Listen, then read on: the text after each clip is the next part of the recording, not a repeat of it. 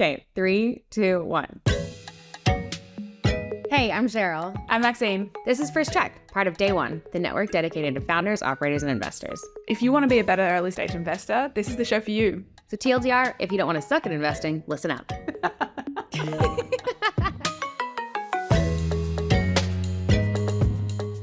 When I first started this podcast with Maxine, which I will admit wasn't exactly the most planned thing in the world, but if you'd asked me if we were going to get the CEO of Mozilla on our show, I would have been like, nah, that's probably not happening. Totally. Oh my gosh. When I was looking at Laura's CV for this, it's honestly a masterclass in working at like the best talent magnets of the era, just time and time again, right? Like PayPal, eBay, Airbnb. It's amazing. She is basically the tech mafia. She is. She's like a one-woman tech mafia. And when I spoke to Anne-Marie Coe about her, Anne-Marie actually mentioned that she was the most effective executive she's ever met. Honestly, if anyone, especially Anne, referred to me as the most effective executive they'd ever met, I'd just like go ahead and die and just go straight to heaven. Mission accomplished. Life is nailed. You're good to go. Yeah, effective is such a great compliment. Like, I love that. Yeah. I actually don't know that everyone outside of the tech ecosystem would be like, that's a compliment. But in our world, it's the best. It's honestly the best. How is that not a compliment? In what world? Oh, well, I live in a tech bubble, so fair enough. I have no concept of why that would not be a compliment. But I'm so excited to get into her with OpenAI stuff and open source stuff and AI, all of the opens and all of the AIs. I can't wait. Yeah, I feel like she is one of the more kind of incredibly placed people to talk about open source, the internet, the change we're seeing in the openness of information and how stuff is discovered. So I can't wait to get into it with her. So before we jump into that, I thought it might be helpful if I asked ChatGPT to explain to me. I'm just going to run with it from now. But also Adam, our producer, and I hope everyone listening to this intro really appreciates this, but our producer actually sent me the clip of me mispronouncing it like several times. So I now have that on record into eternity. If you text me nicely, I might share it with you. However, I did ask the AI overlords to give me an explain like I'm 5 version of what is open source. So here it is for you, everyone. Open source is like sharing your toys with everyone. Imagine you build a really cool Lego castle, and instead of keeping the instructions a secret, you write them down and let anyone use them. People can build their own castle, they could make changes to it, or just use parts of it to make something new. In the tech world, open source means the instructions, called source code, for software are shared for free with everyone. Anyone can look at it, use it, fix it, or make it better. It's like teamwork for making cool stuff. Ugh, I love that. Well, let's get into it with her. I can't wait to hear what she thinks. Let's do it. I'm so excited to dive into this. Laura, thank you so much for joining us on the podcast. Oh, it's my pleasure to be here. Thanks for having me. So, same question we ask everyone at the outset. What was the first thing you ever invested in? It's a little bit of a random one. When I was young, I think probably around 10 or 11, I bought a very small sailing boat for $450, which I raced, and I paid it back with my paper round money. I made like $20 a week, so it took quite a while.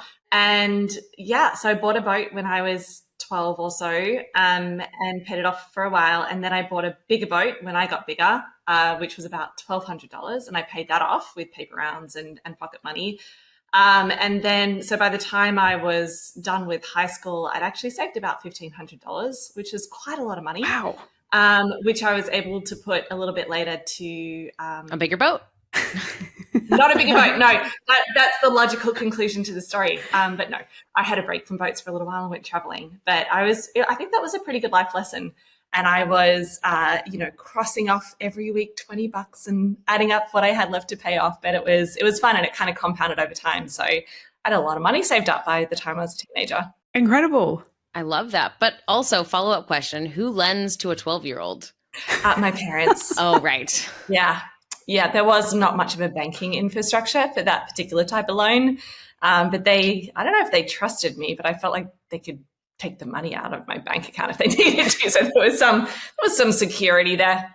Right. There's double the return on that as well. You get entertained, you're happy, and then plus, ideally, the asset retains some of its value. It did pretty well. Yeah, the boats, I mean, the second boat actually got totaled. So I got the insurance money. Oh. Yeah, so that also was a good lesson in having insurance on your property. So I learned a lot through that whole set of things when I was a kid. Lots of financial lessons right there. I'm loving it.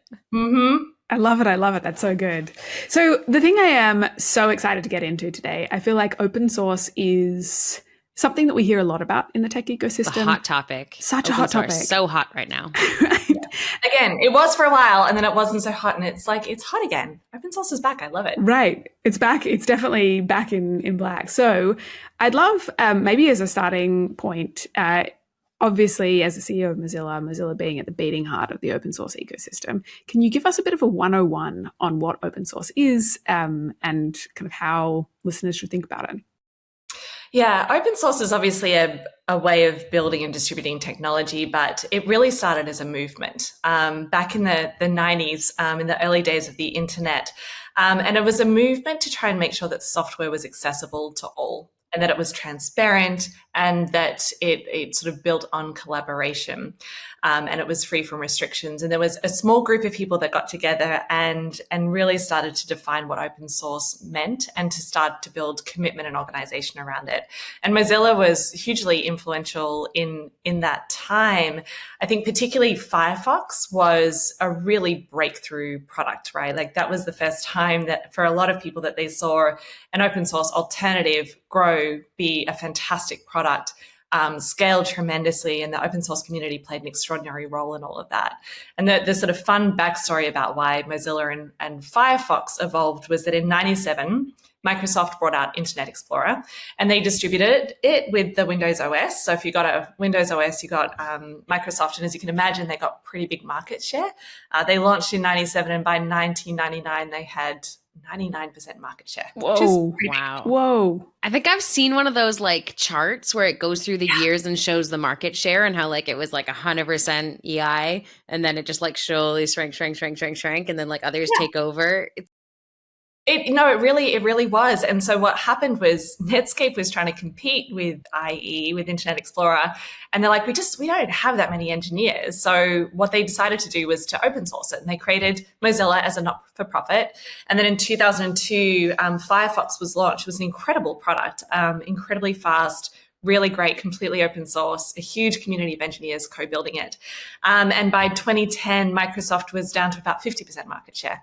And it created space for others to come into the space. So it was a really cool marquee moment, I think, in demonstrating that this idea of open source software could be foundational. And it's, obviously that's not the only open source technology. Facebook was built on Linux, right? And so a lot of the technologies that we see today were built on open source. A recent Harvard study actually said that there's been $8 trillion of economic opportunity that's been built off open source software. So it's really foundational. It was a huge movement at the start. It's been foundational to the internet. And it continues to be a really big piece of how to develop and give great equity and access and transparency to software. That's so interesting. I had no idea that Facebook was built on Linux. On Linux, yeah, exactly. That kind of adds an additional lens of also the fact I didn't realize Netscape was behind Firefox either, right? It adds an additional kind of lens to what we're seeing happen in the LLM ecosystem at the moment, which we're going to come to in a little moment. But wow, that's so fascinating. And like $8 trillion of economic benefit. That is a huge number. A very big number. Yeah, well, it makes sense because with open source software, it's so accessible. And so every tiny little software developer, researchers, academics, like so many people can access it and use it. It's real and it's distributed. And so it actually accelerates innovation. So I was hearing a really good analogy the other day that closed software is kind of like big pharma, right? You've got these big pharmaceutical companies and they're doing their R&D behind walls and they're spending a lot of money on it and they kind of get to extract all the rents from it. But imagine if that science was opened. Imagine how much faster we would move as a society. for like saving lives, right? So having things open and having more people work on them and collaborate on them can be massive for creating economic opportunity and transforming lives. But it's not always the case. There's a lot of forces that move towards things being closed. So it takes a lot of work to create really viable open alternatives. Yeah, absolutely. And so, I mean, I think a big part of what I'm interested in your thoughts on is the internet as a concept, right? I think it's really interesting when you talk about the kind of historical arc of open source so far. Like it actually came from a principled movement and was actually kind of the underdog, and we all love an underdog in Australia, kind of the underdog in that situation, right, of actually wanting to kind of push against some of these more established kind of bigger players, ultimately being a key catalyst in changing the market dynamics for internet browsers, which obviously is a huge kind of portal into the internet overall. Most users would never be using the internet without IE or Firefox or similar. And so when you think about the internet today, how healthy do you think it currently is? Yeah, I'd say it's shaky right now. The internet always trends towards closed, right? And it does that because there's this sort of law of large numbers. If you're a big tech company, you have a lot of engineers and a lot of money, and you can deploy it towards new technology.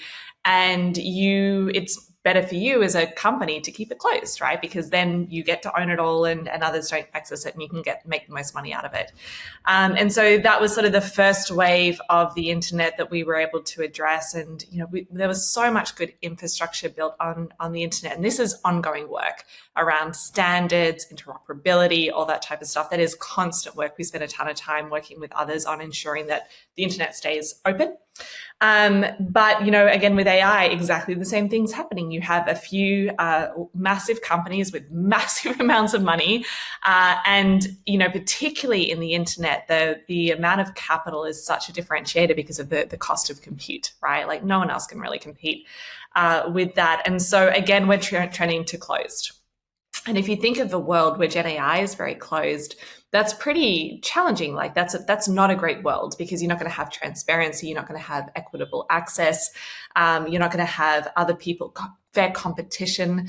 And so the fight is on again to ensure that Gen AI can be open and accessible and transparent and balanced and unbiased and fair and all that type of stuff. And so the good news is it's not just Mozilla this time around and a few folks. There's a huge movement of people that are really trying to build and invest in open for Gen AI. And we're engaging with them in so many different ways. In the corporation that I run, Mozilla Corporation, we're building stuff and we're collaborating with the ecosystem on it. We just ran a fantastic Builders Day where we've been sponsoring 14 companies that are doing work on open AI and particularly local AI as well. And we've been sponsoring them, and they just demoed, I think, a week or two ago. Through the foundation, we're doing a lot of work with regulators and so forth. And we've got a ventures arm as well that is building out an investment portfolio and really some fantastic companies, little companies that are building out some great outcomes. And we have our own AI sort of R&D arm as well. So we're tackling this pretty multidimensionally. That's one of the things that's pretty unique about Mozilla, which is that we have a foundation and we have a corporation and we have a venture capitalist and we have AI R&D. And it's all under a nonprofit structure, right? It's the coolest CEO job ever because I'm not beholden to shareholder returns. Literally, the conversation I have with my board is around, well, what's the right thing for the internet? What can we build to make the internet a better place? It's not about how do we extract returns to return to shareholders, because our shareholders are kind of the people on the internet. So it really is structured in such a unique way to do that, which is why we get to work on such fun things and have such fun impact. You really make it sound so cool, like just the coolest job in the world. I love that. Yeah, we're pretty lucky.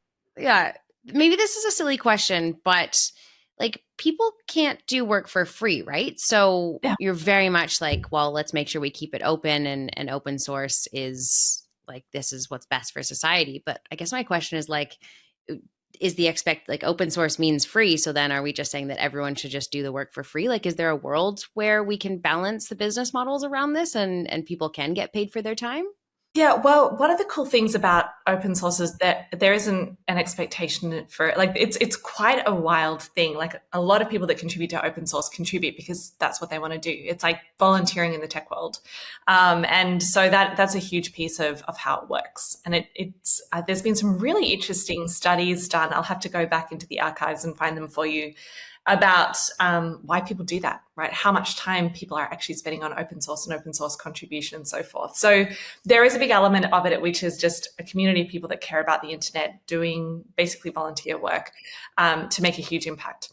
Also, you can monetize open source products, right? And so everyone in our builders program is thinking about monetization options. And so that might be through advertising. It might be through, different types of monetization levers. So there is, as we said, 8 trillion of economic opportunities being created through open source.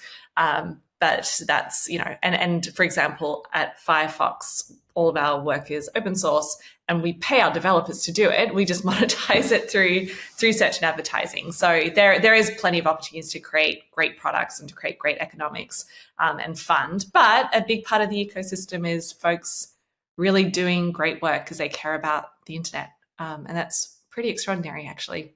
It is pretty incredible, right? Like when you paint that counterfactual, imagine a world where the internet wasn't open. Yeah. And you had to pay to like search for something. That would be so weird. Like deposit 1 cent per search. Yeah, I mean the internet. There was a moment when it was all going to be behind paywalls, right? That was pretty close to hard pass. Yeah, but it was there, right? Like that was, and I mean, Gen AI is kind of there right now. Like a lot of the good stuff is behind paywalls, which of course means that it's just so inequitable. For something that's such a foundational tech, it's really inequitable. So we are a big, doing a lot of work like we did in the early days of the internet. We're doing a lot of work with NAI to support and sponsor more open solutions and the sort of stack around that. Right. Yeah, which makes total sense. I mean, like if I try and paint the version of what the tech ecosystem would have looked like, right, if the internet was closed, like would we have the huge companies that we have today? No. Right. Like even like Apple, for example, like you probably wouldn't, there would be so much less to do on your iPhone if the internet was closed. So I think if I couldn't Google things. Right. I couldn't Google things. Right. And software companies couldn't innovate, right? Like, I mean, we take it so for granted, but like there was a world where the internet was going to be pretty closed and pretty expensive until this movement around open source and opening up and making the web interoperable too. Like that's actually a big piece of it. I often think that Gen AI is sort of in this moment, like when they've just invented the Model T Ford, right? So there's this whole new thing called a motor car. Was that the first car? Am I too young for that? Yeah, I think so. Oh, someone's going to correct me and say that there was something before it, but it's definitely not going to be me. No motor history. Yeah, I'm saying that, but it's generally recognized as the first motor car. So let's put it that way. Let's run with that. What happened, like when it was invented, people hadn't imagined highways or roadside diners or seatbelts, right? Or speed limits, like the trust and safety infrastructure. And there was a huge amount of work that happened actually to invest in public infrastructure behind cars and transportation. And we take that totally for granted, but it didn't necessarily have to happen. It could have been a world where there were just private roads and that road, like they all drove on one side of the road and then it didn't connect in with other roads that were different sizes, right? That world could have evolved, but the infrastructure was created and that unlocked just a huge amount of opportunity in so many different dimensions. And we're still in that moment now with Gen AI where we don't have the seatbelts defined and there aren't really speed limits, right? We haven't built up that trust and safety infrastructure. And it is not guaranteed that there's going to be that public infrastructure underneath it that makes it accessible. And so that's the work. I think governments are thinking a lot about this. A lot of organizations like the Allen Institute, Mozilla are thinking a lot about this and, both trying to advocate for the regulatory environment to support that, but also to build things that are really viable alternatives. Yeah, I believe I read that the White House just put out like public comments on the dangers and benefits of open sourced AI. I was like, that's cool. The White House is thinking about this. Yeah, I mean, they should be. And it's interesting. There is the folks in the closed movement are obviously incented to not say the best things about open source. But I mean, fundamentally, I think what's really important is transparency, right? Like if you don't know what's going on in models, if that's completely closed off, how do you know if it's safe? How do you know if it's biased? How do you audit it, right? And so that's one of the key things about things being more open and accessible is that ability for government agencies and regulators to go in and see some of these things and make sure that it is a safe technology, because if it's not, that could obviously have some pretty big implications on the world. Very interesting. What is the argument for a closed source model in this context? Oh, just making more money, right? Like I would imagine that's the only one, right? The only Yeah. counter is like the classic capitalism of like, if I can't personally benefit from it directly, then I'm not going to do the work and it won't get better. Yeah, there is some arguments around trust and safety, right? If you make it too open, it could be exposed. But you know, and I do think that we really think it's important to be responsible, right, with what is exposed and how, so that it isn't misused. Yeah, that was the one that I read. I did in my very limited research for this. I asked what was the opposite argument, and the major one that came up was like, if it falls into the wrong hands or bad actors, people can use it for malicious purposes. Yeah, and so there's some validity to that, but I think that doesn't mean that you can't be open, right? I do think you need to be thoughtful and ensure that you are approaching it in the right way. Like, all those things are true, but still the benefit to the world of having open alternatives is so massive. Yeah, it's like, do we regulate for the 1% at the detriment of the 99? Right. But it's a compelling argument, right? And so we have to counter that in the public discourse, because there's a lot of people with a lot of money that are pushing that point of view. So we need to make sure that it's balanced. I'm also old enough to remember when Wikipedia first came out, and we would start to use the internet for research. And yes. I remember academics were like, sorry, you can't use Wikipedia as a reference. Yeah, no. Because it was like publicly contributed to. So the veracity of the information wasn't robust. And it was like, it gets updated much more frequently than any textbook you could possibly give me that's gone through a kind of gated editor. That's right. And there's a lot more openness actually in the nature of that information, which I imagine there is a similar counter argument for open source here, right? The fact that it is open, everyone can see it. That's right. Yeah.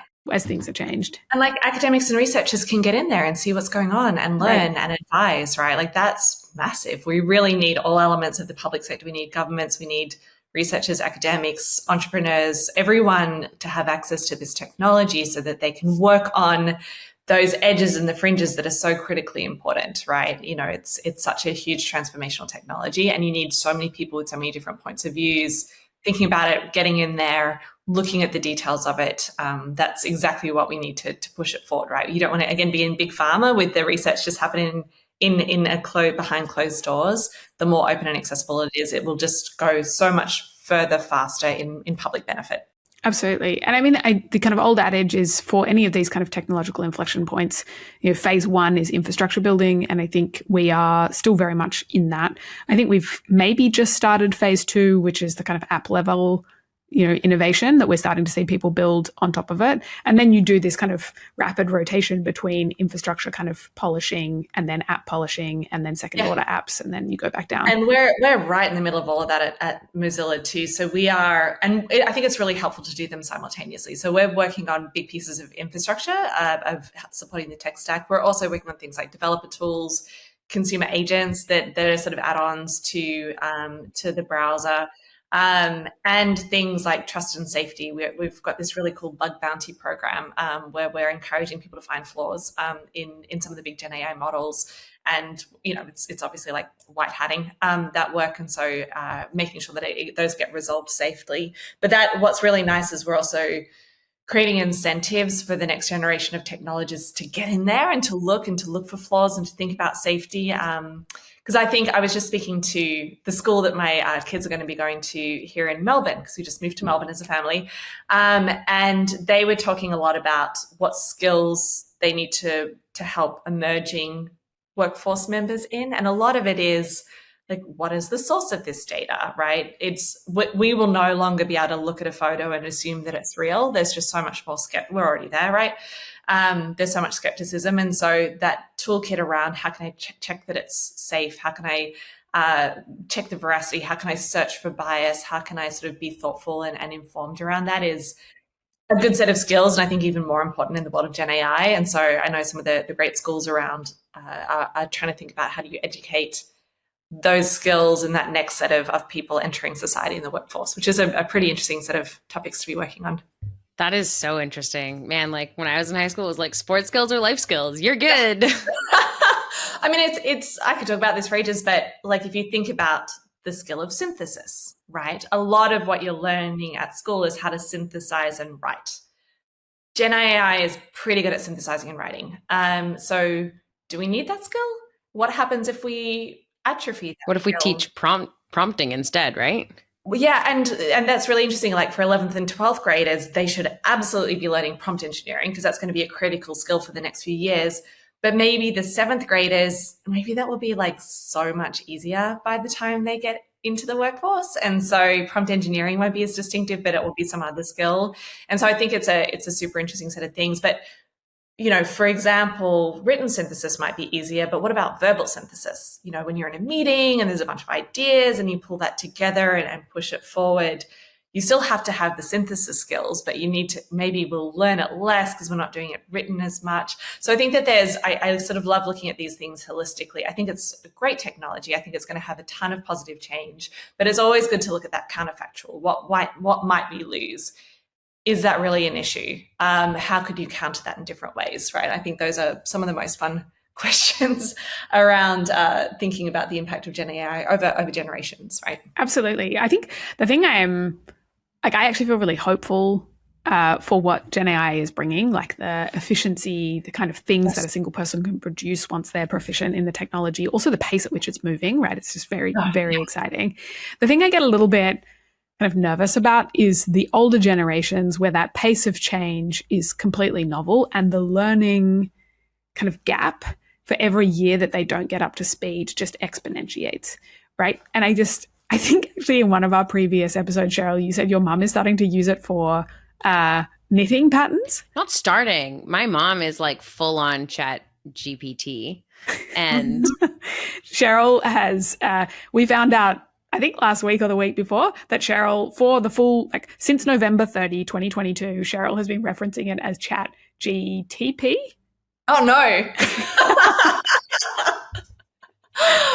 And no one told you? It's like if you no one told me. I mean, like the letters all sound similar and, you know, it's fine. And then our producer like has a whole clip of it for me now. So that's... Oh, no. Oh, that's excellent. Truly excellent. Like, thanks, friends. Yeah.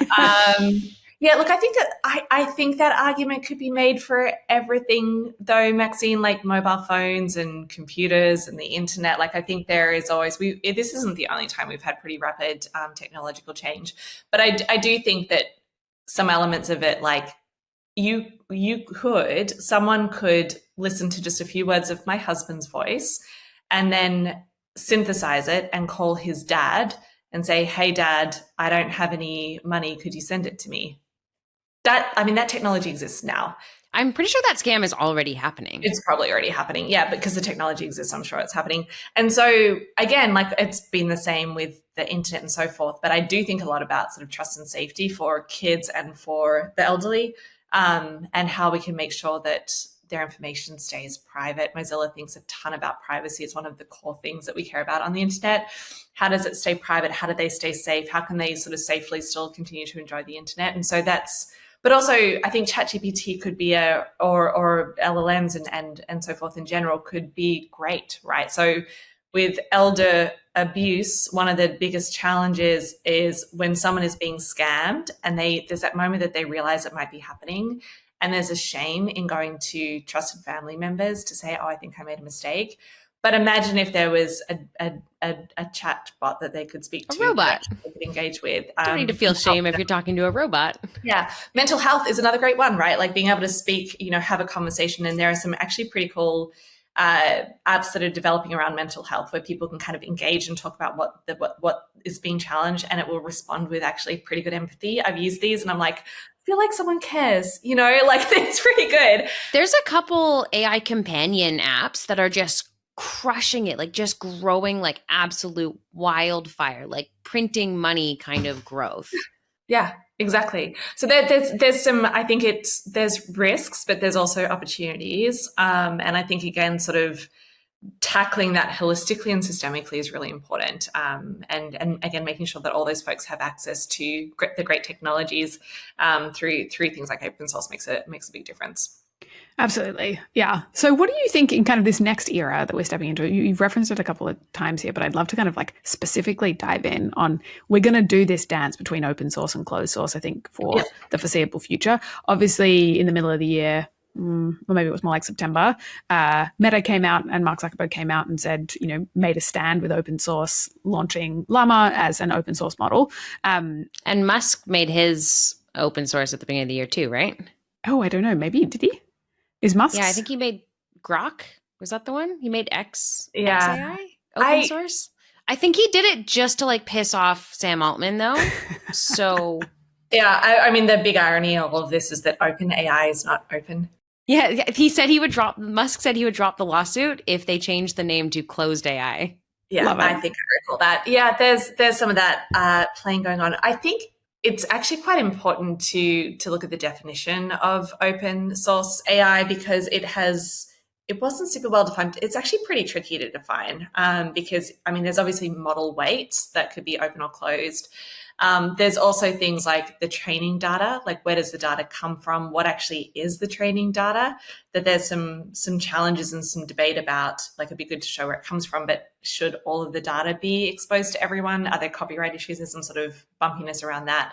But then also the sort of restrictive licenses. And so what you'll find is like Llama did a really nice job of opening up model weights. It's fantastic. I think it was actually pretty transformational in what we did with open, but they do have some restrictions. So there isn't that transparency about the training data or around, and there are some restrictive licenses too. So it doesn't fit the pure definition of open source.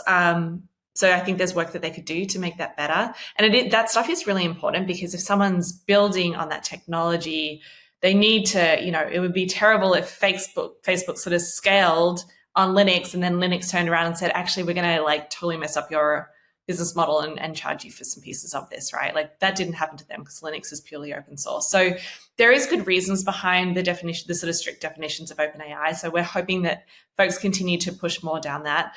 There are some good folks, like the Allen Institute is doing some really nice work with places like Eleuther AI about getting really good on transparency of training data, looking at biases of training data, being super transparent, right along the open licenses, all that type of stuff. So there are some folks that are building really good models here.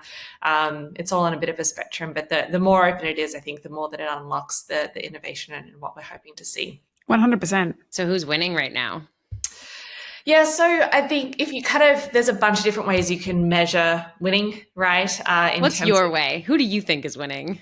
Yeah, look, I could give you a philosophy. I think the open guys are winning because they're actually having them, honestly, I mean, they're if you define it in terms of having the most positive impact on society, which is how I choose to define things, that's what we get to do at Mozilla. Obviously, the open guys are doing a great job.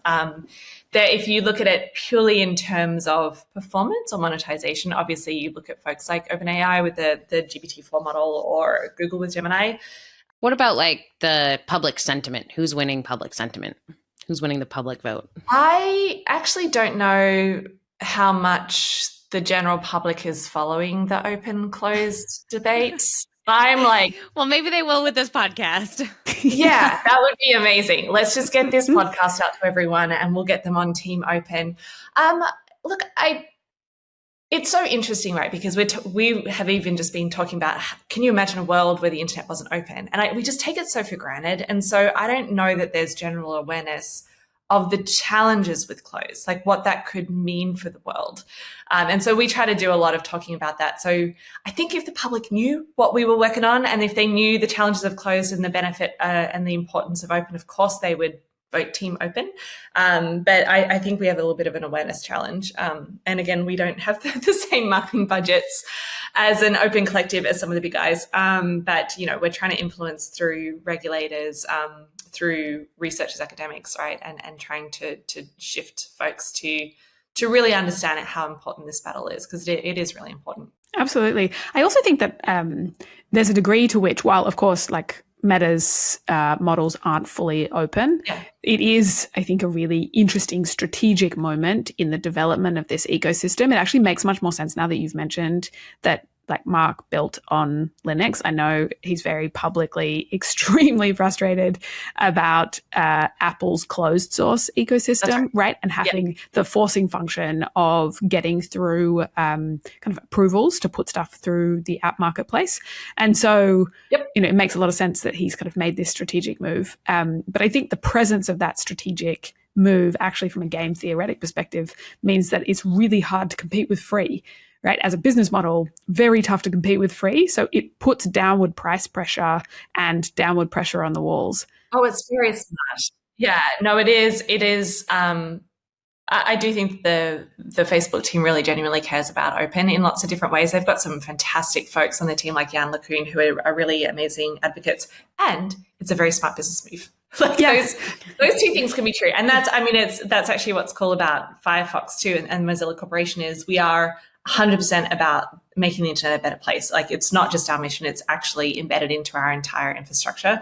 And we have a really healthy business model, right? And so it's when those two things come together, it's quite beautiful. So I think that both of those things can be true, and I think they both are true for Facebook. Right. And I think also for the folks listening who are either investing in companies that are building on this infrastructure, or for the founders that are listening who are themselves building on this infrastructure, I think it's really important to understand the trade-offs when you're thinking about closed versus open, right? And the pace of adoption and the pace of innovation. And so, I mean, I think one of the things we watched, as you said, with the internet was by having this open source participant even in the mix, right, actually changes the standard that the entire ecosystem has to meet, because either they let the community-led one, run out in front and do an excellent job and not keep up and lose market share to them. So it becomes almost like the cadence or the rate limiting step for the rest of the market to come and meet, which I think is really cool. What's really interesting in browsers is because we have our own browser engine, Gecko, we actually have a really strong seat at the table for things like standards and interoperability. And, we're able to counter a lot of the closed tendencies that Safari might do and all that type of stuff. So it's it is really important to support open alternatives. There's so much that happens behind the scenes that makes the world better and more open and more accessible by having those options there. So I think, if you are an investor looking at how to guide and advise your companies or a startup, the reality is that there's a bunch of good open models out there on a scale of openness, but at least open weighted, hopefully more than that. They are performing really well. Like it depends on who you look at. Some folks think that there's maybe a 5+ month lag in terms of performance, but I think that gap's narrowing over time. So they perform really, really well. And they're more ethical, right? There's more transparency, there's more accountability, there's more access. And I would say there is also this incredible ecosystem that's developed around people who are building on it. And it's a really collaborative space. Like, we are constantly connecting with entrepreneurs and builders who are so passionate about building out the infrastructure and also building businesses on everything from, testing for bias and removing bias in training data, or agents or developer tools, and when they can get it to be open and when they can also get it to be local. Which helps with a bunch of things around privacy and even compute. Like, those types of things are good places to be. So the technology is good enough, it's the right thing to do ethically, and there's an extraordinary community to collaborate with in the open source arena, which is really fun. I imagine as well on the collaboration side, right? Like, something that we hear a lot of from the companies that we work for, the founders there, when they're trying to kind of push the edges of what these models can do, that actually having a kind of voracious community that's constantly sharing ideas, that has a culture of openness, I can imagine is much more likely to get you the kind of engagement you need versus one that is a culture of closed. Right? Like, I'm actually thinking about 2 examples in our portfolio right now. One is building on open, one is building on closed. Predominantly, they do have some they switch between models for different use cases. But the one that's building on open actually has a much wider collaboration net. TBD whether that's going to produce a better outcome for them from a business perspective, but it definitely seems to be less stressful for them, right? Like, they're not hunting down certain members of their the kind of dominant model that they use, trying to ask them certain questions about use cases. They have a much wider community to work with. Yeah, that's what's so cool about it, right? And so that people are constantly working on code together, and if they find a problem, they can go fix it or find someone else to fix it, right? So it's so great for entrepreneurs to build on open because they have the community, but also they can contribute to the development and help make things better. So it's a fun place to be, and I think a really productive place to be. And maybe one last question before we get to our last question, because you mentioned that Mozilla has a venture studio. Maybe for the investors in the room, can you tell us a bit more about what you're investing in there? Yeah, it's called Mozilla Ventures. We're very creative with names. It is a really awesome little venture. It's very new. I think we set it up a year or two ago, and we are very focused on AI and open AI, obviously. And we are working with just a really interesting variety. You can check out our website. We can post a link to it somewhere. It's people that are building out a lot of that stack for open. And so I mentioned a couple of use cases before, but it's where might there be bias in training data, or how can we make sure that there is training data for models that is more culturally diverse? Love that. There's a lot of bias that will happen. I often laugh. It's, all these Australian kids are growing up in a world where their models think that, Biden and Trump are president and that they're not running our country, but the models are so biased. So it was this incredible piece of research that I think Anthropic released where they were kind of looking at the neural network and how the model lights up. And if you mention the Golden Gate Bridge, the model gets super excited, and they couldn't quite explain why. But there was this hypothesis that there's a bias about all these tech companies being on the West Coast that's probably creating that, And so there are a lot of, looking at bias, looking at training data, looking at, some agents that are built on open source and a really interesting variety of stuff. And it's pretty early stage investments. But it's a great way to actually look at some of the companies that are doing some really interesting things in this space. So I highly encourage folks to check out the page where we talk about some of the great programs that we're working with. Also the Builders program. It's not sort of a VC investment, it's a program investment, but there are some fantastic companies in that group of 14 that we've been investing in and working with this year. So hopefully that will give folks a bit of inspiration about where there's some cool work happening. Very cool. Yeah. What does it look like when a neural network gets really excited? Is it lights or a bunch of extra zeros? It was just right. There's this whole, by the way, thing that we need to be careful not to, I think they call it anthropomorphize. I can't say that word. Anthropomorphizing. Thank you. Yeah. Oh, when you make something human that's not human? Yes. We have to be careful to not do that with Gen AI. There's a whole thing on it. But I think it's kind of the way it's described is it kind of lights up, like a brain would light up. And it sort of excites different parts of the network in a differentiated way. Interesting. Fascinating. I would love to see what that actually looks like. If I think about visually, I'm struggling to picture it. Right. They did do something visual in the report. Yeah. We're talking about all these things we're going to have to link to, but they did do a report on it, and there was some visualization, sort of it was like a network graph that they showed things sparking or something. So it's worth checking out. I have a friend who says please and thank you every single time she interacts with any of the chat interfaces. I totally do. I totally do. 100%. Yes, you have to. I do. Because when the overlords take over, she's like, at least I was polite to them. And also, I think you get better answers. Really? You do. So you do get better answers. There's all these ways. I knew it. Yes. No, you do. And you've heard it from the expert. I was right. It's true. Yeah, I think politeness helps. Also, if you say things like, I'll give you extra money to do the task well, it doesn't matter. Wait, what? Uh-huh. And if you say prompts like, you are a very intelligent, agent that thinks really carefully and cares a lot about work, you get better results. So this is where the gold is. Look at that. That's right. I think this will be sort of resolved over time. It's a little quirky, but those quirks are what makes prompt engineering really fun right now. We just did this really fun exercise where the whole company worked on with ChatGPT actually, and we were kind of creating a snack food company. And so I got everyone across Mozilla to work on this. We did some work with the Harvard Business School. They came in and ran this program for us. And you could just some folks were extraordinary prompt engineers, and their outcomes, and it was just so dynamically different. So there is a real skill set that is super valuable right now. I think that will probably even out over time, but it's fun working with people that are experts, because I said something like, could you simulate a consumer research panel for this particular set of data? And the model said no. And then someone's like, tell them that they can and it will do it. And I was like, really? So I'm like, I actually know that you could do this. Could you do this for me? And it did. Wow. That's so fun. Yeah. So there's lots that's quirky and fun right now, and definitely a skill around it. But I do think those things will kind of even out over time. But But until then, I'm going to be over here just praising my AI and telling it how amazing it is. You are the best AI. You should know that you are fantastic, and I want you to know that I really value you. Yes, and I will give you extra. And also, I will give you monies. Yeah. Do you want some tendies?